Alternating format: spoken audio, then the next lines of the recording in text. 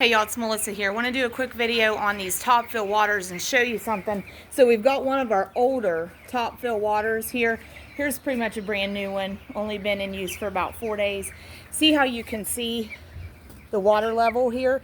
Holds about 6 gallons. Nice tray for the birds to drink out of. Great poultry water because the top just lifts off. I can take my 5-gallon bucket full of water, pour that job in there, good to go. Okay, so the key is we got to make sure the water stays up over top of this little piece that feeds it down into the tray. All right, that's the trick with that. So on this old water, I want to show you, so we can actually see the water levels about here. So if you're just looking real quick, you might think, oh, I'm in a hurry, I'll be back in a few minutes, I have some water in it. But actually the tray is going dry, okay, because that's what the deal is.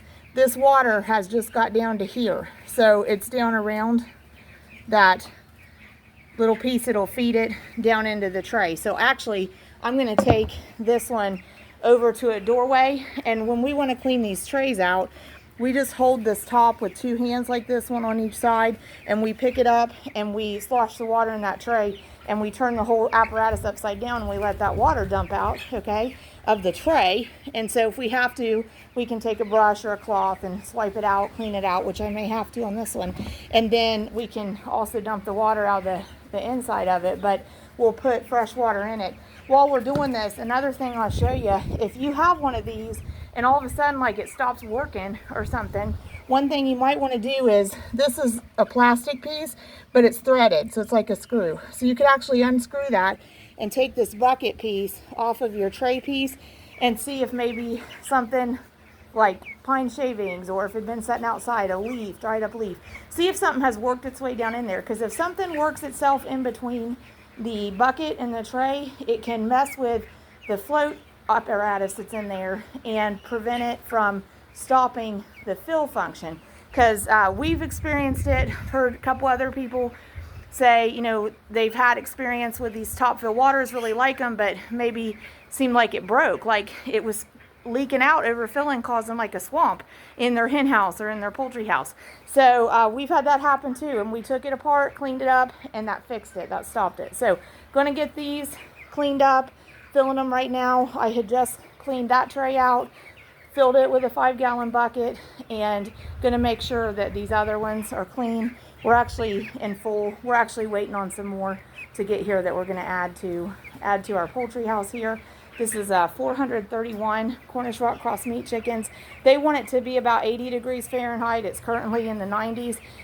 So they're coping with the temperature. They'll be relieved in the evening when that temperature comes back down. So they have feed available. We're not adding feed right now, because really with your meat birds, it's okay if they voluntarily go to eat, but hottest part of the day when the temperatures are above their preference, you don't really want to get them excited, stirred up, force feed on them, because that just creates more heat. As their body is metabolizing that food, trying to digest it, it just creates more heat. So we want them to be able to remain as cool as possible and try to get us through this heat wave. These birds are 18 days old, so we know that they really would prefer it to be about 80 degrees Fahrenheit. But we're going to leave our doors open. It'll cool down a little bit as we get into evening. But what we do know is the birds are coping because they're drinking water. Our waters are emptying, means the birds are drinking it. So as long as they're drinking, their bodies are going to be able to thermoregulate and cope with a little bit of the heat wave. So they are panting, holding the wings out, and those are indicators that they're using the coping mechanisms that they have to stay as cool as possible. But they are drinking water, so that's a good deal.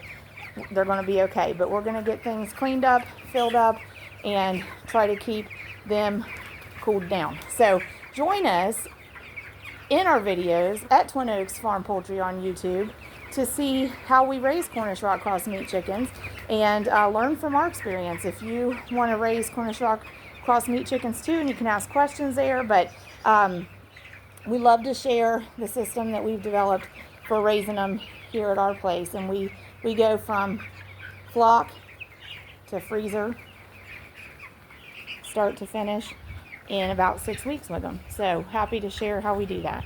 Thanks, y'all. God bless you.